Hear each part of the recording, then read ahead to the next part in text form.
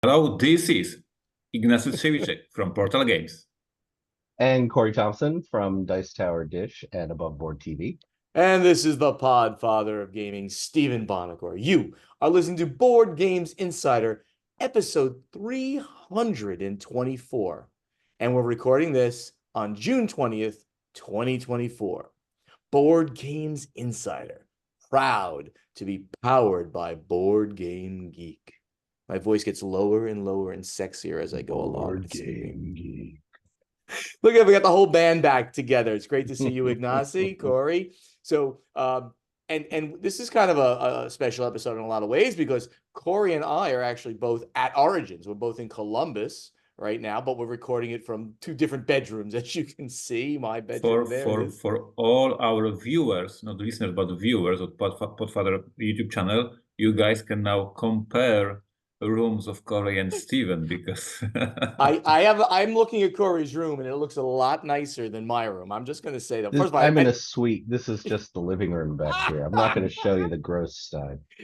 And you see my what I told you last week about being more Slavic in the podcast. The word suit doesn't work here.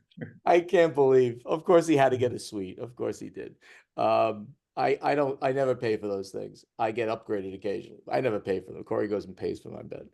Anyway, so what's going on, guys? I mean, we're at Origins. We'll talk about a little bit of that later. But Ignacy, tell us about what's going on at Portal Games first.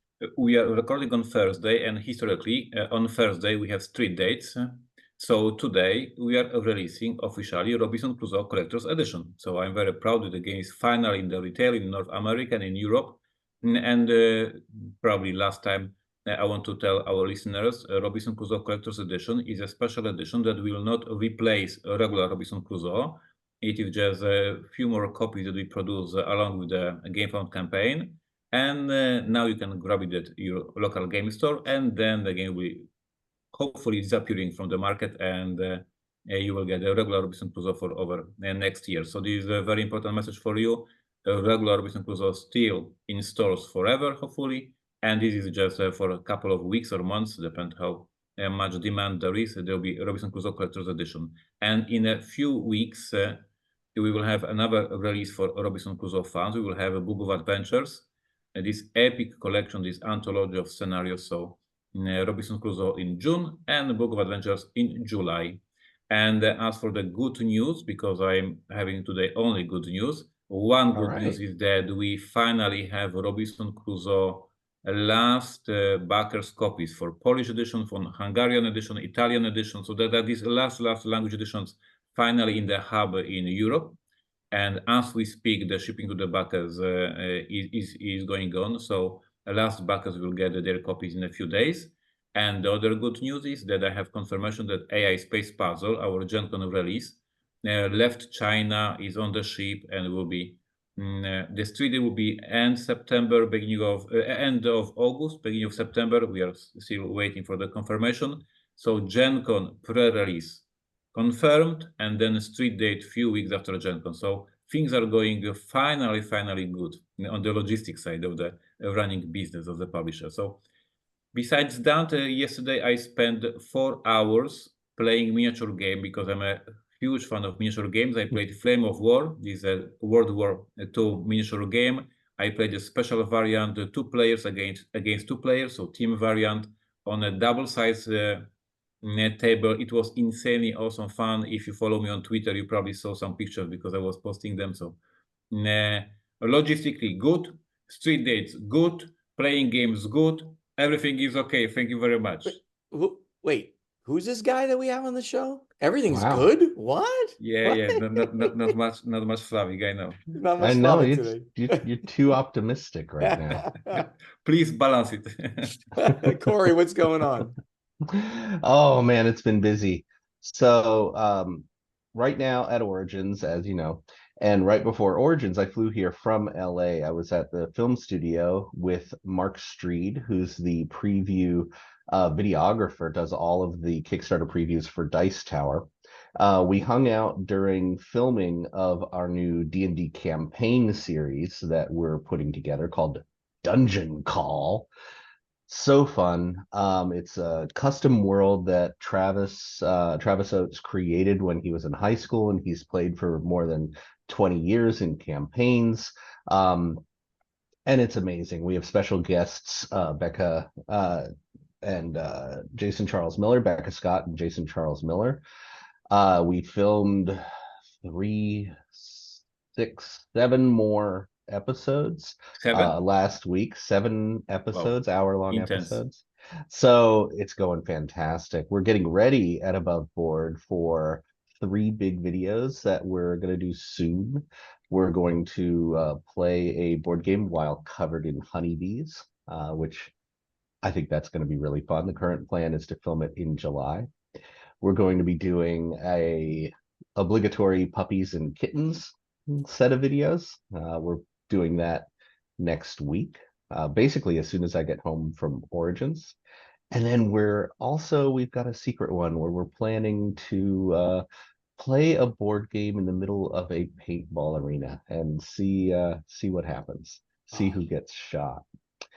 The other Right. exciting stuff is at Origins right now, we've got a ton of special guests. So I was able to go to a party with Me. Bonacor. I couldn't remember his name. It's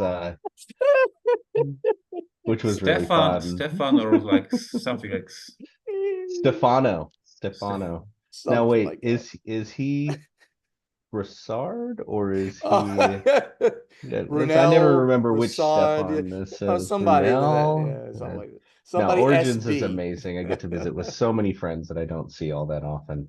And we're hanging out right now with Kevin Sussman, who's the actor who played Stuart, Are, the comic store owner on Big Bang Theory. are you going to introduce me to Kevin Sussman? If he wants to meet. Oh, man. But he precisely said already no. He So probably, you should have said, I asked. He said, no, no Bonacor. Don't want to be with him. All right. Well, for me, first of all, gaming wise, I recently just over the weekend played a game called Escape the City Miami. It's by Oh Escapely. yeah. Escapely. It's this I've heard company that, about these. That's yeah, cool. it's this company that basically does scavenger hunts and escape room type things. So they've created these games. They're one-shot things that they're part, at least the one that we did, Escape the City Miami. It's part murder mystery and scavenger hunt. And you're going around Miami and specifically the area called Little Havana, which is a really historic, really scenic, amazing food area in Oh, South Florida. love it. And we had Paula and I did this. It took about 3 hours or so because we did it slow. We'd go into like a place where we had to find out information like about this person who might have committed the murder. So we're in there kind of like investigating them. So we had a cup of coffee, a cup of Cuban coffee and things like that. So it was just so much fun going to the different places in Little Havana and going through to finally figure out the murder. And I want to give a shout out to this company, Escapely, escapely.com.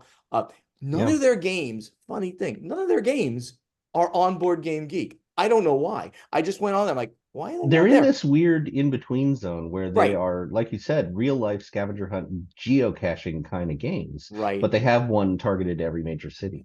But if anybody wants to make a few geek gold, you can go over to escapely.com, click on their Escape the City, and you can go into those things into Board Game Geek, and because that'll bring them up to date. It was great. Had a great time doing that. As Corey mentioned, as we talked about, I'm at Origins. We're at Origins. I'm a special guest. Yay. Last night on the schedule was a thing called Beers with Bonacor. We were over at Barley's Brew Pub, and I didn't even know Corey and our friend Marion and our really good friend Mark Streed. I haven't seen Mark in a while. They all showed up. They had their own tickets. They paid to get in. Yep. And you got beer and you had food. And it was just a fun thing. And I got to spend time with like 30 people over the Did you course get of any presents? I got a present from Corey, which I cannot even describe, and neither will you. It's so offensive. It was crazy, but it was wild. It's Dude, that thing was crazy. It's I don't even want to talk about it. It's crazy. So we did that. We are no longer with the Dice Tower network, so we are no longer family friendly. So what And the it's hell? not that bad. We are now with Board Game Geek. We'll go later. It was too hard to describe even what this thing was.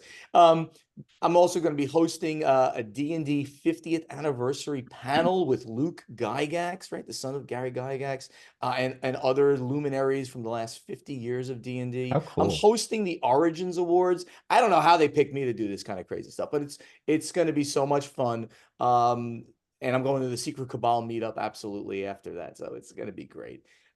Quick announcement about Play to Z games. We are exhibiting. Play to Z is at Origins. Of course, by the time you hear this, it'll be over. It's the first time that Play to Z is exhibiting. There's 2 games that actually Zev had shipped over from China to do demos with and to sell: King's Coalition, and Lynx. Lynx looks so beautiful. That cover is amazing. This lynx, this cat kind of praying at you. So it's great to see, and Zev, great to see Zev in a 10x10 booth, starting the whole thing again. So it's kind of cool. And I've been doing actual work here for him. Like I had to deal with some logistics, and I had to cut through some red tape on crowdfunding that Ignacy's kind of helping me with too. So which is really good. So, and the last thing is Play to Z coming probably at a Game Found. We'll see where it is. It's going to be for 23 Knives, a social manipulation game about Julius Caesar, coming July 15th or the 22nd. They're still working on that date. In the meantime, let's get over to the event deck. All right, guys, we have to cover this week. We have to talk about Meeplegate because it's crazy what is happening, what has happened, what is happening, and the future. I have a question already. All right. Because did we already trademark the word Meeplegate? Because it's the word that we create as a podcaster. So is this our word already? No. It's somewhere between us and BoardGameWire.com. We've been talking about so it. Let's secure the topic. Okay. We should try to secure the trademark for Meeplegate. So I guess quickly to recap, because we've talked about it a little bit. A Game Found campaign went up by Cogito Ergo Meeple. And they had a game called Meeple Incorporated, and they got a cease and desist from Hansum Gluck, who recently, within the last several years, trademarked the word Meeple as well as the design for the Meeple. They never used the word from the beginning of Carcassonne, where everyone started calling the Meeples. The community started calling them Meeples. They never used the word in that game until post. No, they were called followers. They were called followers for the first 20 years of that game. They admit that. The design of the Meeple, 100%, they created that design. So they trademarked the design and the word for games in Germany. We're not 100% sure if it exists throughout the EU. We know in the UK it does not. They declined the use of the word Meeple for board games in the EU. In the EU. That is 100% true. In the EU. Is that true? That's what we believe right now. They have the word for every category except board games in the EU. But in Germany, they have that right. So what they did, they went out to Cogito Ergo Meeple, and they gave them a cease and desist. Who's a UK company. And they gave them a cease and desist. And this is a small company, and they decided, we're not going to fight this. And they changed the company name, they changed the game name, and of course, they removed the design, which was also on the box. The latter portion, I understand. So we reached out to the CEO, Moritz Brunhofer, and we asked him some questions like, why now, why this? And the answer is that they don't want people to overly commercialize Meeple. And having said that, there are 40 games since the time that they've trademarked this until now that have come out with the word Meeple in the title. And there are 40 companies on Board Game Geek that you can see that have Meeple in the company name. So why now? Why this small company? the outrage is fairly high, and they're not winning this in the court of public opinion. That's for sure. Anybody want to make any comments before I continue?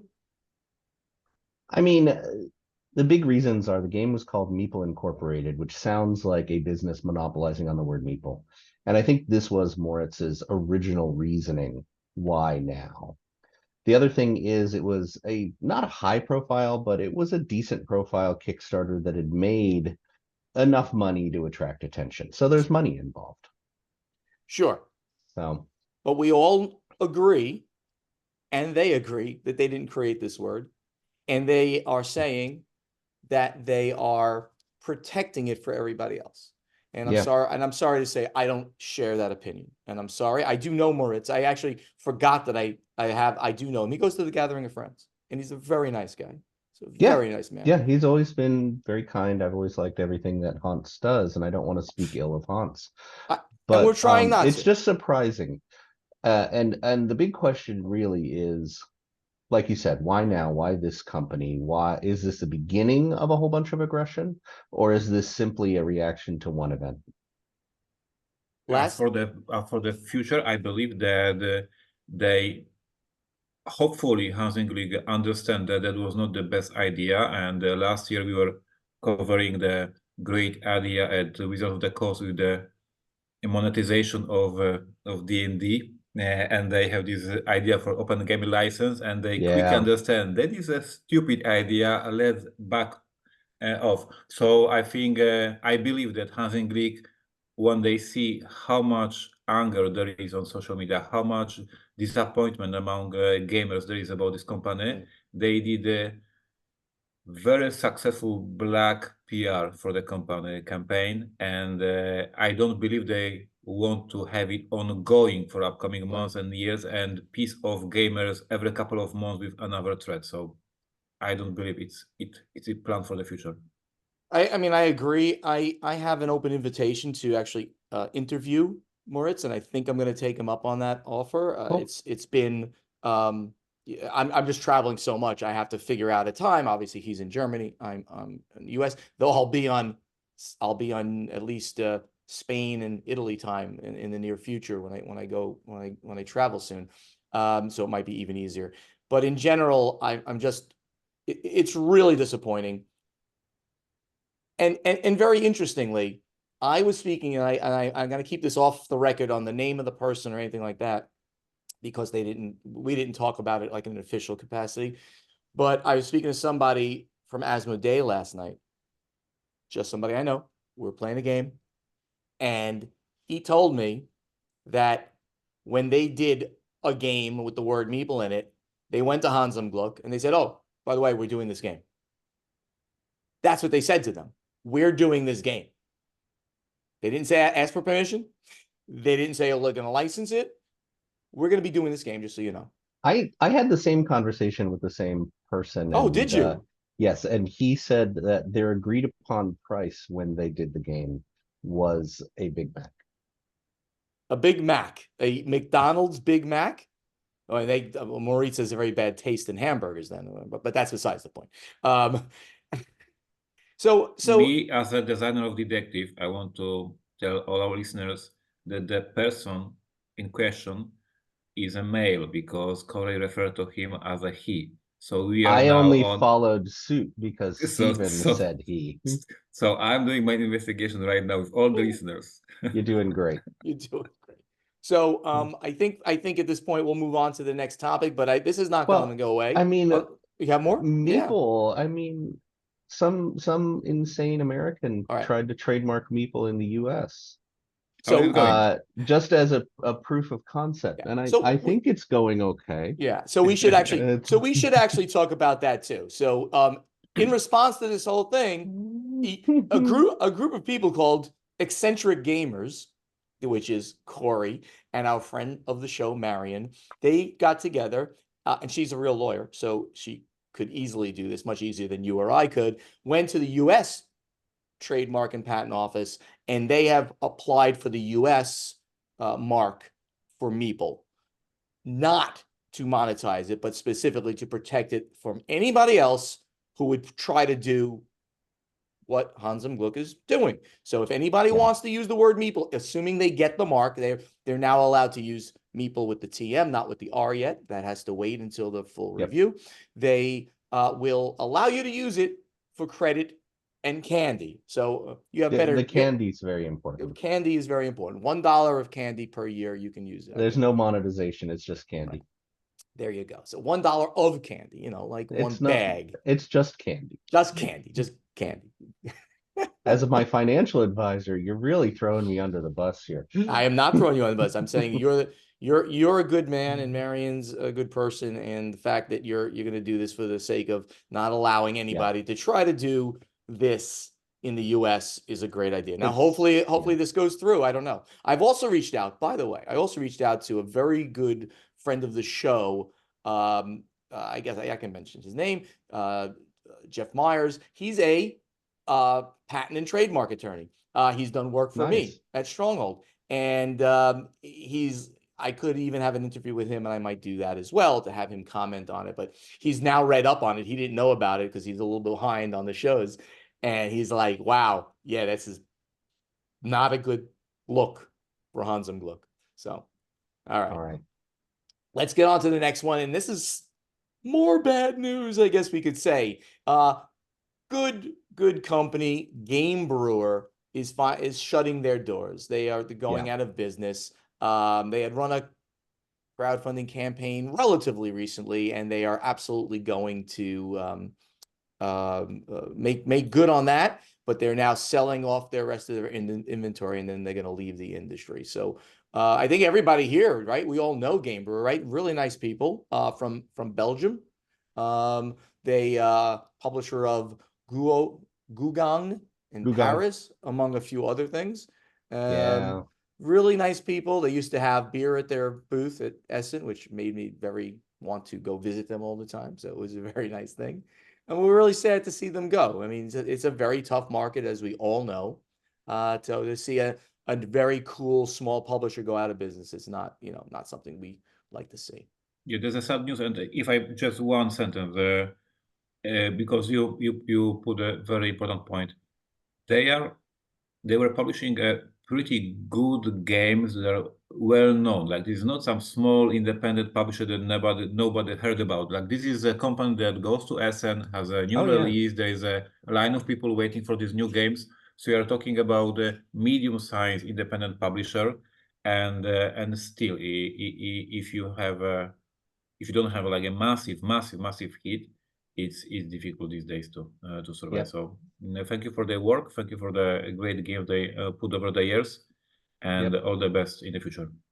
And again, they confirm that their last projects that will deliver are the current crowdfunding projects: Bone Wars, Algae Inc., and the Stroganoff Big Box. They will be the last releases from Game Brewer, and they will fulfill those three. Right. And if anybody wants they're selling their all of their stock right now at a reduced price. If you want to go over to gamebrewer.com, you can see all their games on sale and purchase some of their games. And actually, that'll help them out too, as they get enough money to make sure they pay all their stuff out. So good stuff. Hey, the next one is something I didn't hear about. Corey, did you put this in here? It's about the Embracer Group, and they have put out a statement. I did not. Oh, this is Ignacy. This is Ignacy. This is sneaky Slavic news. New policy on massively enhance game development. Ignacy, tell us about this. Yeah, so this is the news. The news, of course, it is more dedicated to a video game development. We need to remember that for us, Embracer means Asmod. This is not the case. Embracer is a umbrella for many companies. So we are talking more about using AI in video game development. But obviously, already I saw on social media gamers not very happy seeing that the new games from Asmodee might be co-designed or somehow created with AI. We know that it is a very controversial topic these days. And if any company, any organization says that they're using AI, gamers are very unhappy. I want to say it because I say it every time. Portal Games is not using AI as an artwork. At We all. have a full-time illustrator with all the insurance benefits, the way we care for the people. Yeah. But obviously, I am treating my employees very good. I'm very skeptical about people being skeptical about AI. I mean, this is future, it will happen, and now we see people defending, but you cannot defend progress. And so this will happen. And I think that if Asmodi puts at some point will put information that they are using AI, it is different than when small companies says, yes, we are small, we need to AI, and then they get this punch. If Asmodi will announce it, this punch will be not as aggressive. So I think it is a good news that this topic is opening. Keep in mind, this news story specifically says that Embracer will be using AI for game development. The big controversy is AI being used for art, specifically if AI is effectively stealing money from artists. That's the controversy. But AI has a million different applications, including prototype development art, which a lot of companies have said they will do, but will not put in the final, playtest, rulebook, working on language, working on analysis, statistics. AI has place everywhere within the industry. So I think that's what Embracer is talking about. Right, but remember what game development means in the e-gaming space. That means the actual physical creation of the game. They're going to implement, for better or worse, we're not going to judge this. I think they're saying that they're going to use it for prototyping. Wrong. When you say game development, what you're saying is I'm going to tell the AI to create this game, and then of course I'm going to add humans to help it out as well, right? The AI is going to create the the map of the world. You're going to say I need this tavern here and I need this whole thing over here. The AI is going to do that for you. That's what development means in technology. I don't think it's quite that sophisticated. This isn't. No. I don't think they're talking about technology. The quote exactly is they are going to use AI for, quote, increasing resource efficiency, adding intelligent behaviors, personalization, and optimization to gameplay experiences. That's the vaguest quote in the world. That's the vaguest quote in the world. But remember who you're talking to. I'm a technologist, right? That's what I did for 35 years. They are. Yeah. And right now, by the way, all businesses, I'm going to go out and say this again, and to kind of emphasize Ignacy's point, this is the future. Somehow, everybody's using it. So, but the question is, are they using the AI to generate art? And I don't think this statement says that. But this statement definitely is not. I have a statement. Art. Let me just finish this, please. Why the hell? Okay. What I'm trying to say is they're using it to generate code.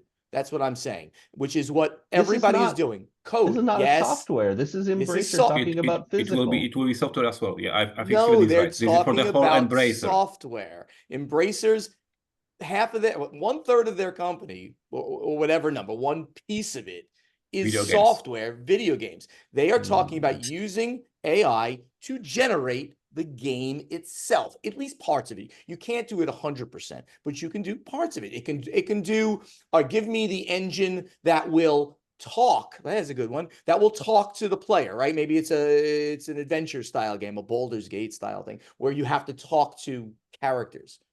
So it might be generating the interface that does that. This is about the technological side of e-gaming.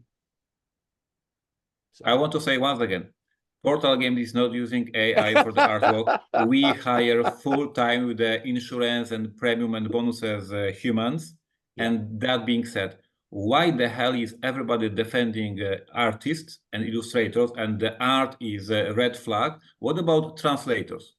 How many people will lose job or is losing job right now because ChatGPT and all other AI will just put these people out of the job market because you guys speak in English. Yeah. Fun fact, the whole Europe speaks in French, Italian, German, Polish, etc., etc. And there are people who are translating from English to the local languages. They are out of the job in a few months or few years. Nobody is defending them because we are defending artists.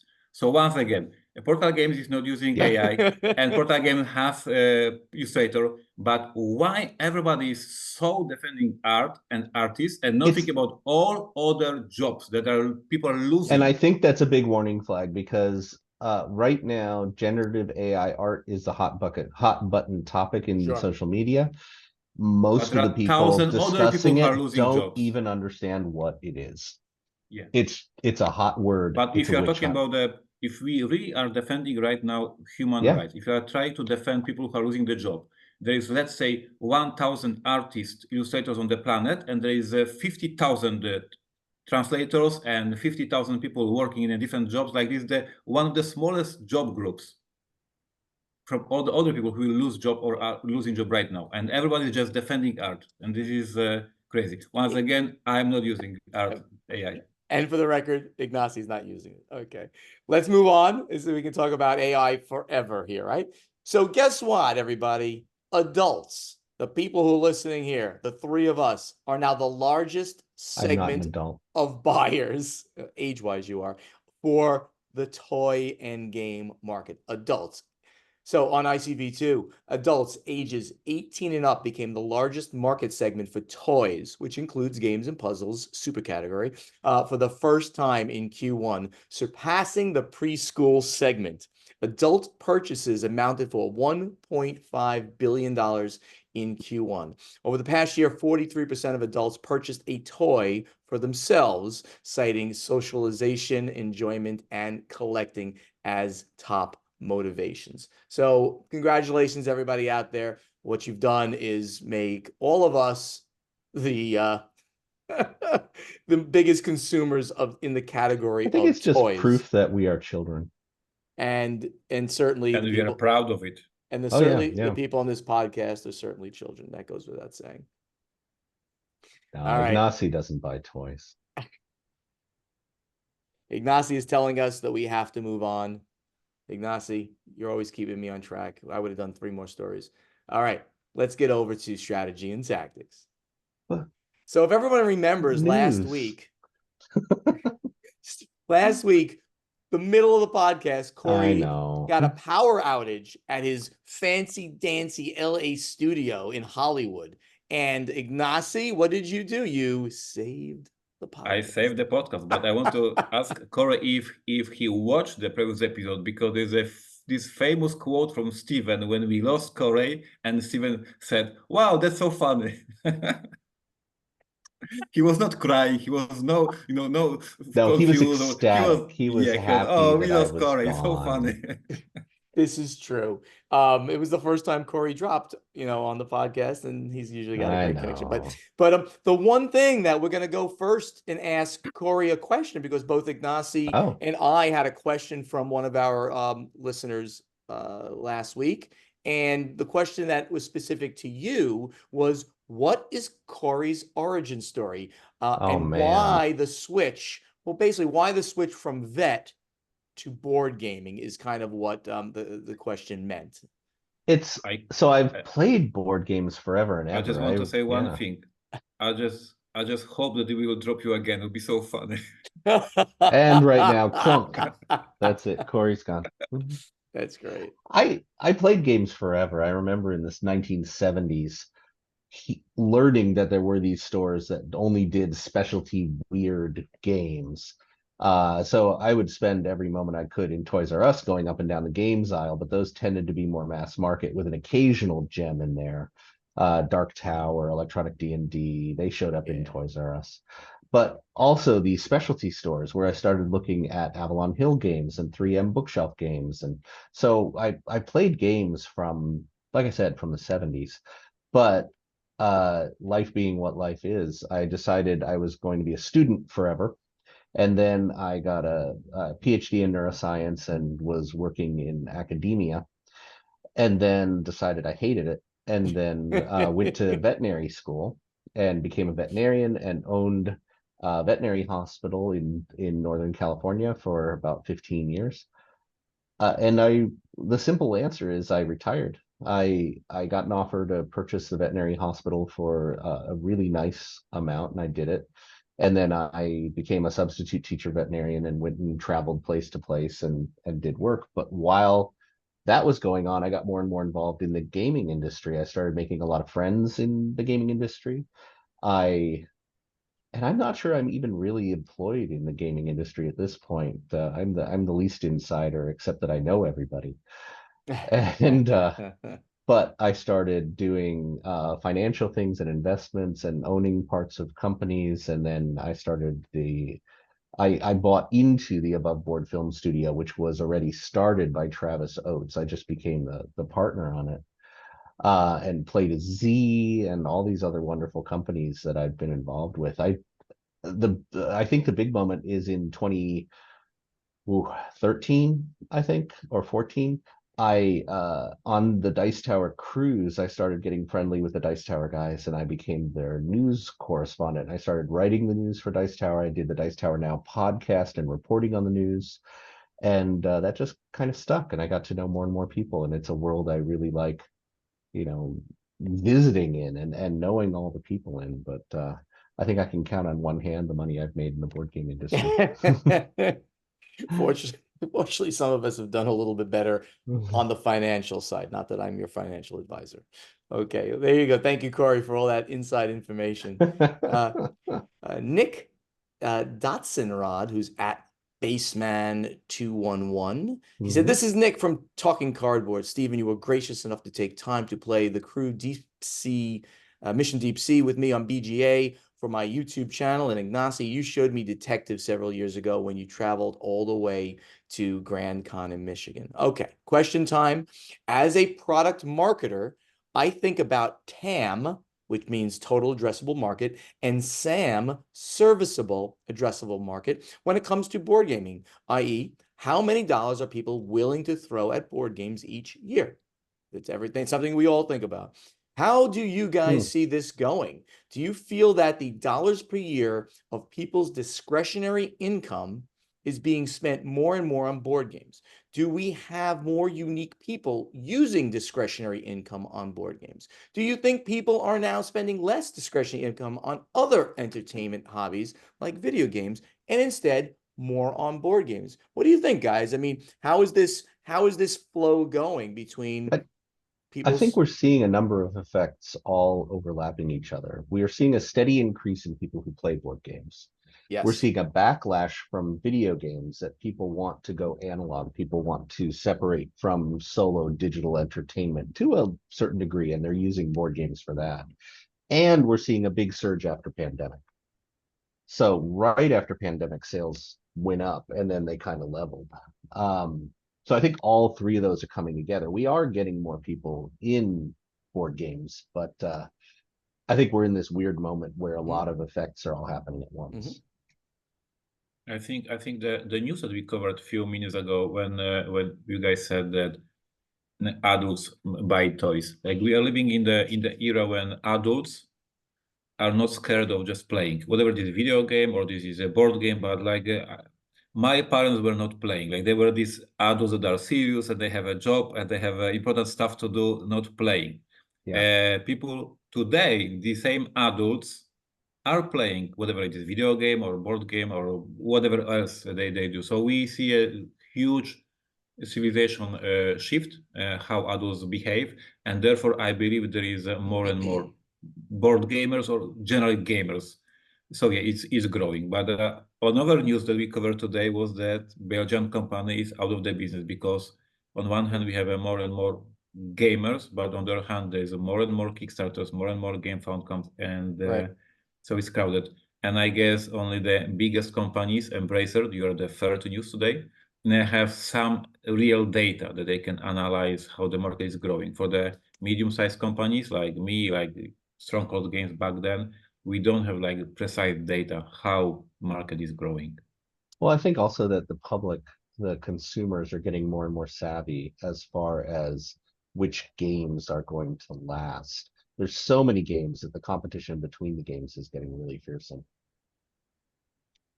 Competition is tremendous. As long as we keep growing the market, and that's the important thing here, then we'll continue to see, you know, the dollars spent, right, being greater. So any given gamer might say, well, I have enough games, I'm going to drop. But if we add more gamers, they're going to be like, wow, this hobby's great. I gotta spend more. So we're still in a growth cycle, but it has slowed significantly from the absolute double-digit growth that we had during the early 2000s and 2010s. And now it's just very slow, single-digit kind of growth, which is more normal for most industries. Nick also asks kind of a follow-up question to his first question, and this is going to play into something that happened to me just last week. He goes, do you think the hobby board game industry, which I guess could be Gamma or just the publishers as a whole, should be taking more actions to try and get more gamers into the hobby?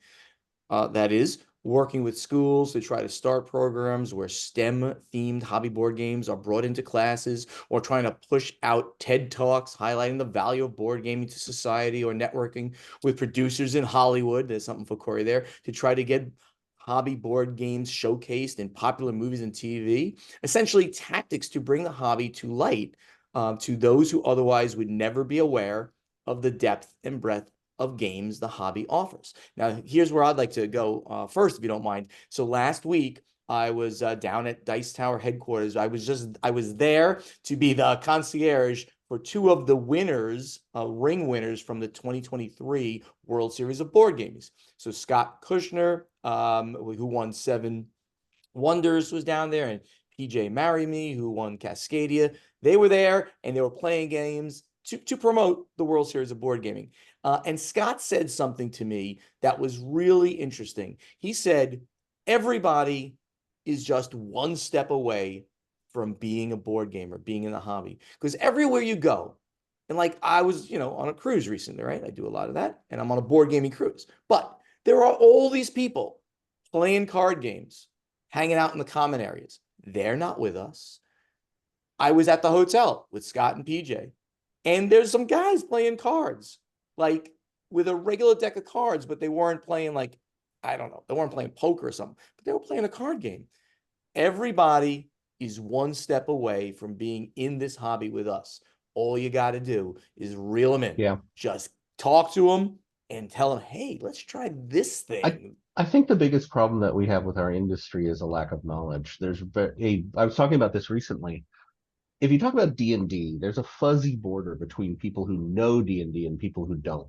This fuzzy border is, a lot of people have heard of it and they kind of know about it, and there's rumors about it. But in that difference between the circle of people who really know D&D and the people who don't, there's a fuzzy gradation between them. In board games, we've always been kind of cursed with this sharp border. The people who know board games know it, and as soon as you get outside that, they know nothing. They've heard of none of our hobby board games, and immediately the answers are always Monopoly, sorry, poker. So our problem, I think, is public education and awareness. I think that more people outside our industry need to know even that our industry exists. And I totally agree with this statement that that's the job of media, Hollywood, things of that sort. And I think we're right on the edge of a big burst. What really got me is Origins. Right now at Origins, there's a long list of special guests, including Stephen. But a lot of these special guests are famous Hollywood actors who play board games. And there's so many out there, and this is going to be that connection. I think that we're going to see conventions getting more celebrity involvement. And I think celebrities are going to personally online talk about more board games that they enjoy. And I think that media, television, movies are going to show board games as a normal part of life. And we're going to get a burst pretty soon. Now, historically, Gen Con has said they have no interest in celebrity involvement, but Origins is making a big push to be the convention with a celebrity involvement, which I find really fascinating. And you're going to introduce me to Kevin Sussman. Thank you. Maybe. Ignacy, anything? No. Like I many times already said that here in Poland we were super successful with growing board game industry with free cons. Like I believe in a free con in all local cities, in all local libraries, in all local schools, whatever. Like just promote board games to the regular people, and this is event after event after event. This is how it grew here in Poland. Obviously, it is amazing when we see famous actors, Hollywood stars mentioning board games. We love it. But I also believe in like a regular work on the regular local level, local schools, local libraries, and just play and play and play. There's so many gamers out there. You be the evangelist. You get out there, play some of our games in public spaces, some of the lighter ones, and you'll just draw people in over time. Take one more question. We are definitely running long here. It's a Nick again. It's an all Nick episode here. Are there any board game systems you'd like to see an IP slapped on? For examples would be like the Commands and Colors system from Richard Borg combined with like Star Wars or Lord of the Rings or Dune, or the cool. Descent / Star Wars Imperium Assault game combined with Power Rangers or Harry Potter. Does any systems that come to mind? Nothing came to my mind as I was reading the question. Where you love this system and boom, and you think an IP I know would too work? many of them that are already coming. We Yeah. have a big slew of IP-oriented games. Every time I turn around, there's another game that's got this IP, that IP, and they're all really interesting things going on. Renegade has essentially made a whole market out of bringing in they've got G.I. Joe, they've got Power Rangers, and they're mixing and matching them with a lot of the Hasbro IPs that they just got. So I think we're going to see more and more IP, but I can't think of a really unique, interesting one that comes to mind immediately. I give you one. You would love to play Hiroshima Hex with the Star Wars or Warhammer 40K. Yes. That's I think interesting. that would be fantastic. I mean, right? Because that's easy multiple to implement armies. because multiple armies, beautiful artwork, the rules, and you have this thematic Warhammer 40K army or Dune or whatever. we just So gave this is something. you we just gave you like a $10 million idea there, Ignacy. Go out and get those Dude, licenses. like ideas like Dune that in I have all the Hiroshima. time. Yeah.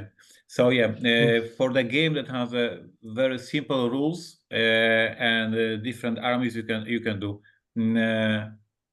What's the game that is done by Rob W? Two players playing game. Two-player Rob W. Star Wars game? No. They are. That's Unmatched. That's Jedi. Yeah, Unmatched. Yeah. This is the Yeah. perfect game. Unmatched and just IP, and you can And watch Unmatched that. started as a Star Wars IP for Hasbro. Yeah. So this is like Hiroshima. This is a perfect example of simple game that Yeah. just change the world and it's amazing. Very, Dune. very cool. That's you gotta do a Dune one, man. All right, let's get over now to playtesting. So Corey, as usual, you're giving us some great questions here. So why don't you take it away first? Read the question that you gave us from last week, and we'll find out what people say. It's something that always crosses my mind because I have a lot of game groups that come over. So if 3 friends get together, it's pretty easy to find a game to play. 3-player games, not too tough. If 8 people show up, it's kind of a given. You'll usually split the group up, and you'll have 2 groups of 4. So what is your least favorite number of gamers to host, purely because of player count and logistics? So yeah, this one's always gotten me. Yeah. We had a very interesting spread of things. People were saying, well, 5's not a problem. And I said 5. 5 seemed to be a very common number to say. That's when it gets weird. I voted 6. I said 5 was the biggest problem because you're not going to split the group into a 2 and a 3. And there aren't necessarily a tremendous number of games that play 5. 6, you can easily There's go more 3 and more and 3. recently, but yeah, I agree. 5 is the one that's a problem for me because you can split a 6-player group. And 6 is the beginning of a party game group. If you want to have the whole group together, 6, 7 is generally where you start doing all those popular party games.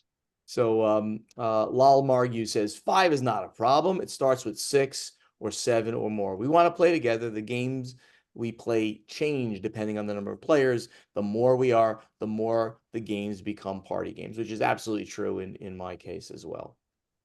My favorite answer was Eric Lognebeck said his least favorite number of games to host is 1. While I do enjoy many solo games, the banter is not nearly as fun. That's pretty good. Dan the Man says 6 is the worst. There are some great 6-player games, but they are few and far between. Just because a game plays 6 players doesn't mean you should play it at 6 players. Then you're left with playing 2 3-player games or a 4-player game and a 2-player game. And that's the other side of the question, is to split or not to split. It's always a tough decision with big groups. Yeah. Yeah, and this is difficult because when you're and there's a level of 5 or 6 people, either you will end up with a party game or like a light game. Either you say, "Hey, guy, Yeah. let's play something serious. Let's just split." Like this is the exactly the choice. If you're playing something lighter or if you are playing something more serious. Back in the day in New Jersey, I had 2 like weekly game events. One was for the gamers, hardcore, and we would always split the group to get, 2 big games going at the same time. But the other one was specifically for party games. There'll be a lot more people. Usually we'd have 8, 10, 12 people, even more sometimes. And we'd always pick the best party games. It could be Code Names, it could be Phantom Inc. Well, that's what it would be now because I love that game. It wasn't even out when I was in New Jersey. But it's definitely based on the group as well as the number of people there. Very cool. Absolutely. And I've got my list that builds up over the years of games I really enjoy that are 6-player games that work really well with 6, and I've got them just ready for when this situation comes up. Right. Surfasaurus Max is fantastic with 6. I actually really like Hoyle Duck Mau Mau is a really cool kind of gamers Crazy 8 that works well. And of the Keyflower games, Keyflow I think works really well, really fast. Card game version of Keyflower with 6. So Board Game Fangirl says probably 4 for her group is the worst number because it I means saw those. That was really interesting. That's Yeah. weird, yeah. Yeah, it means some games, we play Euros and adjacent games, are just way too long of a slog at 4 and should never be played at that count. Also, 2-player games are not ideal because we want to play together. So that's interesting. That would have been I would have thought the easiest one, but everybody's got that own different feel for it. Very interesting. I am enjoying 3-player games an awful lot recently because they do tend to be faster and you get that 4-player experience. So I see where she's coming from. Cool. So Corey, you gave us the question for next week, as you always put lots of questions down. Someone has to write all Someone's got to write these questions. So what's the question that you have that we're going to be asking everybody for next week? So just more curiosity, random stuff out of Corey's brain. Name a game that was beloved in its day, but has now been replaced completely by newer titles. Gentlemen. But replaced for me, I guess, not for the market. Like no. This is a personal thing. Yeah. And this should be independent of the market. It's not just that it doesn't sell. It's that it was really amazingly hot in its day, and now you just play other games really that are like it in some way. So first of all, it looks like I'm a very sentimental, and it was really difficult for me to find the game that is newer, and I loved something else. It looks like if I loved El Grande back then, I still loving El Grande. So this is my first answer is that there's not many cases. But when I was browsing Board Game Geek, looking for the game that I'm playing right now, and back then I played something different, the crypto replaced for me Codenames. So I'm still, of course, fan of Codenames. It's a brilliant game. I cannot explain how many great game nights I had with the Codenames. But then I discovered the crypto, and since then I haven't played Codenames. It's amazing game. I have it in my collection. I have it on my shelf. But since then, only the crypto on the table for me. The same concept, but different, with the twist, with the fun, and so this is for me. So my answer, and I've talked about deck building a lot, and I always said in the beginning that Dominion, fantastic game when it came out, was a mechanic in search of a true game. I stand by that because all the deck building sort of that came after that was better as games. So that would be my answer. However, the new Dominion app by a good friend of ours. Is so good. And when you're playing an app on a phone and you're playing it lightly and quickly, and you're not trying to play this deep, heavy Euro game on your phone or on your tablet, the Dominion app is fantastic. I've rediscovered how great Dominion is because I've been playing it now on my phone and on my iPad, and I play with the basic set of cards because I mean I did collect the first like 4 sets of Dominion, but then I stopped. I've been playing with the basic set, and that darn AI is really good. And Paula and I have been playing. She plays it a lot, so Paula and I have been playing, and I'm barely able to beat her occasionally. So Yeah, I mean, Dominion tends to be that go-to answer because it didn't really invent the genre, but it definitely perfected it and put it right in the yeah, spotlight. it kind And of everybody else was like, this is a great solution it, to a it, lot of design problems. it kind of did for board games. It certainly didn't create deck building. Of course, Magic the Gathering was doing it way, right, and things like that. No, But no, no, no. Magic the Gathering is a different thing. I'm going to call that deck construction. And I see the sure, relationship between them, but StarCraft did deck building as their okay, combat mechanism, okay, and that predated Dominion. okay, Of course, StarCraft, the board game, is hard to get now, and it yeah, became Forbidden Skies, and that's impossible to get now. right, And I think there's even a third re-theme around the corner. yeah. All right, so Um, the strange one I'm going to bring up is I remember how hot Champions of Midgard was when it came out, and that was a dice placement thematic Viking game, and it just feels like the dice placement became so mainstream that now that gets played a lot less for me than other dice placement games or even Viking themed games. So. very interesting. So right now, Ignacy, if he remembers how to do it, he's going to create a thread on Board Game Geek in our guild for you to answer our questions. So please go over to the guild on BGG, find our play testing number 324, Yeah, Ignacy can and do anything. he can do anything, this guy. And Anything. post your answer there. Maybe we'll talk about it on the next show. In the meantime, let's get to the final scoring. Thank you so much for listening. Help us spread the word about this podcast by telling your friends to download Board Games Insider I'm wherever gonna they check like to my get their email while podcasts, Stephen reads. or watch Board Games Insider on the Podfather of Gaming YouTube channel. You want to be part of the podcast? You can ask us questions for our strategy and tactics segment, or answer our question to you from our playtesting segment by going over to the guild and posting in the correct thread that's out there. Check out our websites. They are portalgamesus.com, podfathergaming.com, dicetowerdish.com, play2zgames.com. On social media, please like our Facebook pages /BoardGamesInsider, /PortalGames, /PodfatherGaming, and /Play2ZGames, and speak directly to Ignacy, Corey, and Steven on X and Instagram. It's at PortalGamesUS, at PodfatherGaming, and at DicetowerDish, and the YouTube channels, Portal Games Studios, the Podfather of Gaming, and Above Board TV. Ignacy is still on TikTok at Portal Games US.